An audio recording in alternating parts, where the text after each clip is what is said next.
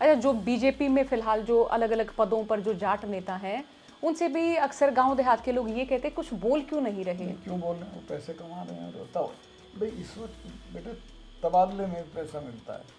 राकेश टिकैत को तो जोगी ने पिटवाने का इंतजाम कर दिया था। नंद किशोर गुर्जर एक एमएलए अलोनी का, उसके साथ कुछ गुंडे बुलवा के इसकी पिटाई कराने वाला था, इसीलिए रोया था। ये पहलवानों का प्रोटेस्ट हुआ, उसमें हमने देखा कि एक तरह से जैसे किसान आंदोलन के दौरान रहा कि बिल लागू कर दिए गए लेकिन बिल वापस कर दिए गए। जो मुख्य मुद्दा था एमएसपी, उस पर कोई बातचीत नहीं हुई। तो ऐसा ही पहलवानों का मामला हम मान लें। पहलवानों वाले में मैं सबसे पहले गया था और उनका जो इसके लिए मार्च था इंडिया गेट के लिए, उस पर मैं व्हील चेयर पे बैठ के गया। लेकिन वो आंदोलन बेच दिया लोगों ने, 2-3 लोगों ने, मैं नाम नहीं लूँगा, ये टिकैत बंधु, इन्होंने जाके अमित शाह के यहाँ उसको सॉर्ट आउट करा दिया। वो भी बेचारे मजबूरी में थे, किस पहलवान लोग, उनके पास सरकारी नौकरियां थी, वो छिन जाती तो। लेकिन वो आंदोलन अच्छा था और अभी भी उसमें दम है कि वो लड़कियां अगर निकल गई गांव में तो इनका इलाज हो जाएगा। हम ये भी माने कि खिलाड़ी इस तरह के प्रोटेस्ट को लेकर अनुभवी नहीं है। हाँ, उनसे ये उम्मीद करना कि वो उसको चला लेंगे वो सही नहीं है। लेकिन क्या किया जाना चाहिए? किया ये जाना चाहिए कि जो बाकी लोग हैं, बाहर पार्टियों के लोग हैं और संगठनों के लोग हैं, उन्हें उनकी मदद करनी चाहिए। तो क्या ऐसा हम ये माने कि जैसे किसान आंदोलन के दौरान हमने देखा कि जब बिल वापस ले लिए गए तो खास तौर पर जो एक बड़ा वर्ग, अगर मैं जातियों का भी जिक्र करूं, जाट वर्ग या जाट वोटरों को एक तरह से लामबंद करने के लिए ऐसा किया गया और अब भी ऐसा किया जा रहा है। होगा नहीं ऐसा, लेकिन लोगों में बहुत नाराजगी है कि पहलवानों के मामले पे भी, किसानों के मामले पे। और विपक्ष आप इस वक्त कहाँ देख रहे हैं? विपक्ष बहुत निकम्मा है। विपक्ष की तो ड्यूटी है कि सड़क पे कूद जाए लोगों को। डॉक्टर राम मनोहर लोहिया के साथ मैंने काम किया। 2 जोड़ा धोती कुर्ता होता था, उन पे 4 किताबें होती थी और पूरा देश उन्होंने आंदोलित कर दिया था। सब नौजवान सड़कों पे आ गए, सारी पार्टियां सड़कों पे आ गई और जब वो हो जाता है तो फिर तब्दीली हो जाती है। राहुल गांधी अभी यात्रा पर निकले हैं, पहले भी यात्रा थी उनकी, भारत जोड़ो यात्रा। अब उनका क्या इम्पैक्ट देखते हैं और क्या लगता है कि उनका अच्छा इम्पैक्ट है और वो वेल मीनिंग आदमी है। वो अपने लिए कुछ नहीं चाहते हैं, उन्होंने क्लियर कर दिया मुझे नहीं चाहिए कुछ भी। वो उसकी सबसे बड़ी ताकत है। और खुद को हम ये माने कि जैसे हम देखते हैं कि अगर विपक्ष इस तरह का मजबूत हुआ, सेल्फ सेंटर्ड इंसान होते हैं ना, तो क्या वो, जैसे आपसे बातचीत हुई उनकी, खुद को प्रधानमंत्री के चेहरे के तौर पे देखते हैं? वो बिल्कुल नहीं देखते। उन्होंने कहा मैं कुछ नहीं बनना चाहता, वही उसकी ताकत है।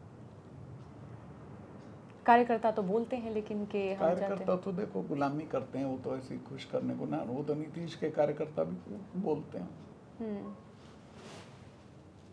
तो अब 2024 के इलेक्शन के मद्देनजर देखें सर, तो आप जैसे कई बार कह चुके हैं कि अगर बीजेपी दोबारा आई तो देश में इससे भी बुरा हाल हो जाएगा। बुरा होगा। ये तो मोदी आ गए तो ये तो चुनाव भी नहीं कराएंगे फिर। ऐसा क्यों? लेकिन मेरा हंच है, ये इनकी बनावट है। कहेंगे कि क्या, जब हम ही को चुन रहे हैं लोग हर बार, तो क्यों चुनाव कराओ। नासिर और टीटो की तरह होना चाहेंगे।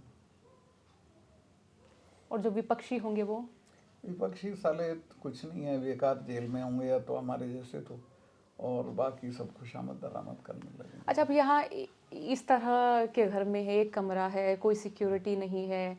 मैंने तो किताबों में पढ़ा और गांव देहात में अक्सर चर्चा होती थी कि जो नेता बन जाते हैं घर में पूरा, अरे एमएलए को देखो ना आप। वही मैंने देखा है कि पूरा लाव लश्कर चलता है। एक टर्म में एमएलए जो बंगला बना लेता है, फार्म खरीद लेता, क्या क्या कर लेता है। और फिर ये आपने शिकायत की इस तरह से कि ये सब मेरे साथ क्यों? मैंने नहीं की। वो समझते मैं कमज़ोर हो गया। मैंने कहा हेल विद यू, मेरा कोई कुछ नहीं बिगाड़ सकता और अगर मेरे पे हमला हुआ तो मेरी कम्युनिटी 4 स्टेट में है, तुम्हारा इलाज कर देगी। लेकिन क्या उनको लगता है कि आपके बयान से, आपकी चीज़ों से पूरा जो आप जिस कम्युनिटी का जिक्र कर रहे हैं वाकई वो सड़क पर उतरेगी? देखिए, एक बार इन्होंने मुझे, मेरे यहाँ मैंने खाप चौधरियों का खाना रख लिया था। अब इस घर में तो मैं 100 लोगों का खाना कर नहीं सकता। नहीं कर सकते। सामने सड़क पार एक पार्क में मैंने खाने का इंतजाम किया था। तो एसीपी डीसीपी पूरा फौज फेड आ गया और कहा कि यहाँ आप खाना नहीं बनवा सकते। मैं कहा चलो थाने ले चलो, वहाँ बना लेंगे। तो मैं थाने चला गया, वहीं खाना बनाने वालों को ले चला। इतने में अफवाह फैल गई कि मुझे गिरफ्तार कर दिया है। तो वो जो है क्या जगह है, यहाँ दिल्ली में ही किसी जींद में जो है जहाँ बहुत अच्छी कंडेला से लोग चल दिए, मेरे गांव से चल दिए, बागपत से चल दिए, और इनको एक खबर आ गई 1 घंटे में कि चारों तरफ से लोग आ रहे हैं। तो इन्होंने फिर खुद ही क्लैरिफिकेशन दिया कि उनको गिरफ्तार नहीं किया है, वो थाने में है, चाय पी के अभी चले जाएंगे। तो ये हाथ डाल के एक बार देख चुके हैं।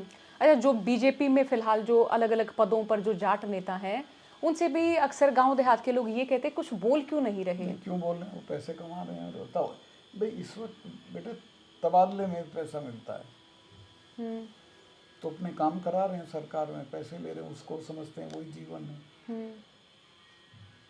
और जब चुनाव आते हैं तो जातीय तौर पर वो अपने चेहरे को आगे कर देते हैं पोस्टर के तौर पे। चुनाव के वक्त वो बिरादरी की सपोर्ट मांगते हैं। अच्छा, जैसे पहलवान प्रोटेस्ट में जैसे आपने सवाल उठाया कि अमित शाह से राकेश टिकैत भी मिले, तो फिर उनकी अगर क्रेडिबिलिटी की बात करें तो आप किस तरह से देखते हैं उन्हें? अब कोई क्रेडिबिलिटी नहीं है राकेश की और उसके भाई की। कहीं भी जाएगा तो लोग कहेंगे वे बेचने के लिए आ गए। तो फिर आज किसान नेता कौन है? किसान नेता तो किसान ही है बस, खुद ही। व्यक्ति के तौर पे मैं किसी का नाम नहीं लूँगा, लेकिन हैं बहुत अच्छे लोग भी हैं। कक्का जी हैं मध्य प्रदेश में, हमारे यहाँ भी लोग हैं, अभी ऐसा नहीं है। हरियाणा में भी हैं। कोई एक आदमी नहीं है कि उसके पीछे हों लोग। तो इस तरह बटे हुए खेमों में हम कह सकते हैं। तो उससे भी क्या फायदा होगा? फायदा तो नहीं होगा, पर धीरे धीरे जब लड़ाई होती है तो गैल्वेनाइज हो जाते हैं। जब किसान आंदोलन हुआ तो राकेश टिकैत का चेहरा प्रमुख तौर पे सामने आया। राकेश टिकैत को तो योगी ने पिटवाने का इंतजाम कर दिया था। अरेस्ट होता जब रोया था, जिस दिन वो रोया था, तब मैंने अमित शाह को फ़ोन करके उसकी गिरफ्तारी रुकवाई, वरना योगी उसको नंद किशोर गुर्जर एक MLA एलोनी का, उसके साथ कुछ गुंडे बुलवा के इसकी पिटाई कराने वाला था, इसीलिए रोया था राकेश टिकैत। इसने मेरे से कहा साहब ये मुझे मारेंगे, ये करेंगे, वो करेंगे। तो जब तक उनके पास हम ये माने कि उनके पिताजी का भी तो समर्थन रहा, उनके पिताजी के चाहने वालों का वो रहा। पिताजी भी उनके ऐसे ही थे जैसे ये हैं, कोई ज़्यादा महापुरुष नहीं थे, पर वो सीधे साधे ईमानदार आदमी थे। ये चालू लोग हैं, पजेरों में चलता है वो। आप उसके पेट्रोल पंप हैं, कितनी ज़मीनें खरीद ली हैं, क्या क्या कर लिया है, मैं नहीं कहना चाहता। तो किसान आंदोलन से और भी नेता उभर सकते थे, वो राकेश टिकैत के चेहरे पर सिमट गया। नहीं, किसान आंदोलन में बहुत लोग निकले। तुम्हारे यहाँ हरियाणा में एक लड़का है, वो नाम भूल जाता हूँ, बहुत अच्छे अच्छे लोग निकले हैं। सर बहुत शुक्रिया समय देने के लिए। कभी भी आप आए, मैं तैयार हूँ बोलने के लिए, जो इश्यूज हैं बोलने के।